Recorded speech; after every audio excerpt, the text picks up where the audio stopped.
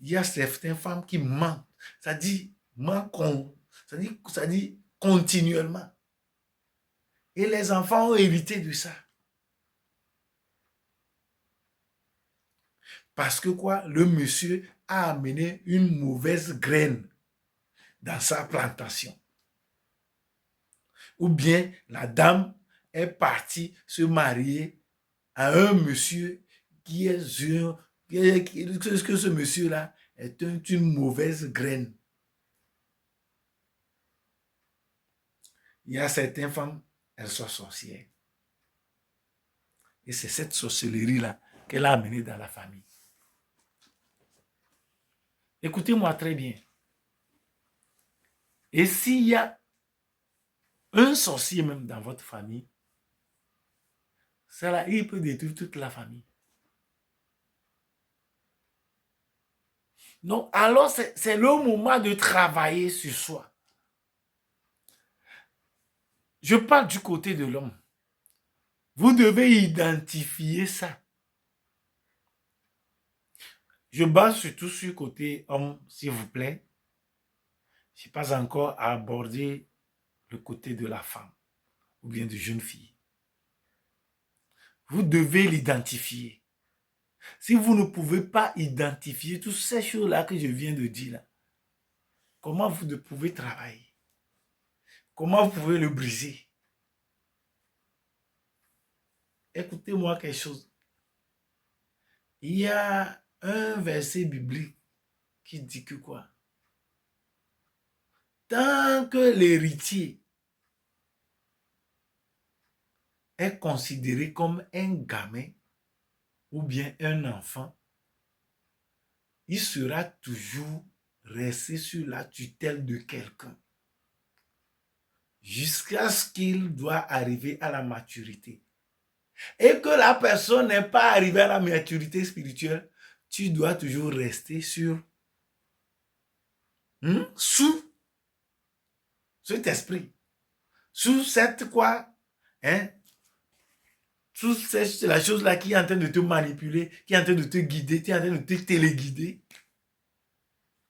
Parce que tu dois arriver à la maturité avant de pouvoir faire quoi?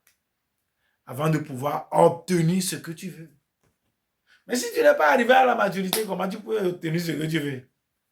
C'est de la magie que tu veux faire. Vous comprenez ce que je suis en train de dire? Ça veut dire que tu es toujours sur tutelle. Donc si tu ne peux pas identifier ce genre de choses-là, tu ne peux pas sortir dedans. Ce n'est pas quelqu'un qui doit venir te dire.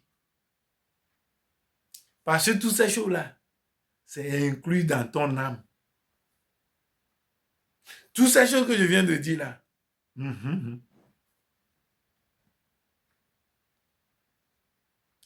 Et je vais venir sur ce sujet une autre fois.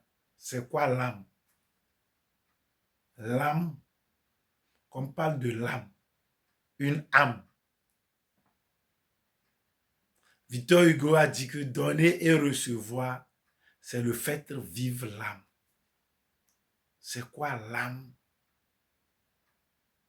Donner et recevoir. Vous comprenez ce que je dis? Il a dit ça dans ses œuvres, les contemplations. Donner et recevoir. Donner et recevoir. Ça veut dire vous donnez quelque chose. Et vous avez reçu quelque chose. Et on donne dans quoi? Ce n'est pas le corps là, mais c'est l'âme. Dans l'âme. Et si je me rappelle bien, c'est dans 1800 quelque chose, il a écrit ça. Si j'ai la bonne mémoire. C'est pas aujourd'hui. Hein.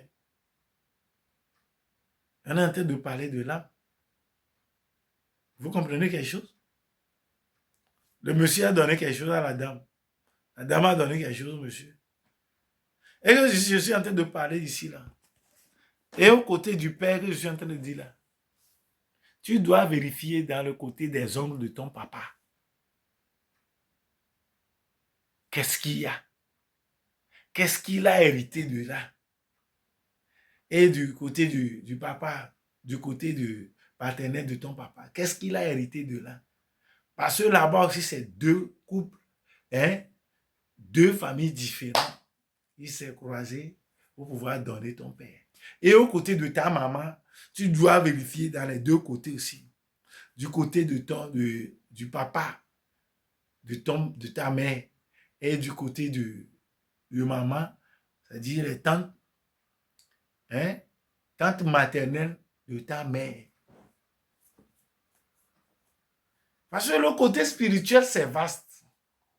Parce que si tu es en train de te restreindre, de faire quoi? De recadrer ou bien de ne pas ouvrir le cercle. Et si tu l'as réduit, tu ne peux pas trouver de solution. Parce que des fois, le problème n'est pas au niveau de tes parents. Mais c'est leur arrière-arrière-grand-parent. Il y a certaines personnes, c'est des parents, ils étaient énervés, ils ont parlé. Et ils ont érigé certains blocus ou bien blocages et ils ont déposé. Je vais vous donner cet exemple. J'ai vu une famille, le monsieur était riche. À l'époque, bien même avant ma naissance. Même avant la naissance de mes parents. Et moi, j'ai grandi. J'ai vu le monsieur et c'est là où on m'a raconté l'histoire. Le monsieur était riche parce qu'il faisait le commerce du canon. Quand on parle du canon, ce sont des poudres qu'on met dans les fusils, les anciens fusils là. C'est ce que le monsieur vendait. Ils allaient de pays en pays. Ils payaient, ils faisaient des commerces. Et le monsieur était riche. Et quelqu'un est venu prêter de l'argent chez lui. La personne n'a pas remboursé.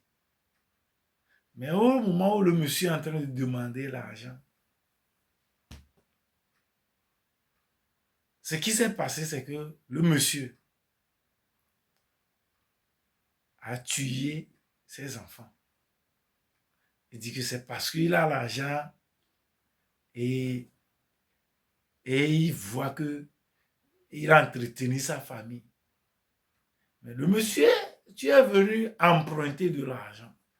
Quand on fait de l'emprunt, on rembourse. Le riche, il est dans ces trucs-là. Mais mystiquement, il a tué l'enfant du monsieur pour le punir. À cause du bien qu'il a fait au monsieur. Quand il était dans le besoin, il est venu. Alors, le vieux a dit que plus jamais que sa génération ne serait plus riche. C'est une parole qu'il a prononcée contre toutes ces générations futures. Mais c'est au moment où ses arrière-petits-fils n'arrivaient pas à évoluer et qu'on arrive à fouiller dans toutes ces choses-là, que ces histoires-là sont en train de sortir. Mais il faut qu'on brise la parole. La Bible déclare que toute parole qui sort s'en va faire ce pourquoi on l'a envoyé avant de retourner. Si la parole sort de la bouche là, si c'est pour venir te maudire, c'est pour venir te détruire. Si la parole vient, ce pourquoi on l'a envoyé, s'il ne trouve pas ça, et si tu es juste, tu es droit, cette parole-là ne peut pas te faire quelque chose, mais il va retourner à l'envoyer, celui qui l'a envoyé. C'est là, c'est pourquoi toute parole qui sort, qu'on l'envoie vers quelqu'un, c'est comme la pluie, il s'en va arroser la terre. Et la terre, en ce moment, quoi, il y a des vapeurs d'eau qui fait quoi, qui sortent. Et ces mêmes vapeurs d'eau-là retournent pour aller former d'autres nuages. Vous voyez? Rien ne se perd, rien ne se crée. Tout se transforme, comme l'a dit Lavoisier. Je ne sais pas si vous comprenez. Et c'est en ce moment-là que les enfants ont commencé par comprendre exactement ce qui s'est passé. Mais comprenez-moi, la parole est puissante. Toute chose qui sort de notre bouche là, elle est puissante. La fois dernière, dans mes vidéos précédentes, je disais que moi, je l'appelle des jeux de mots parce qu'il suffit d'aligner certains mots et ça détruit.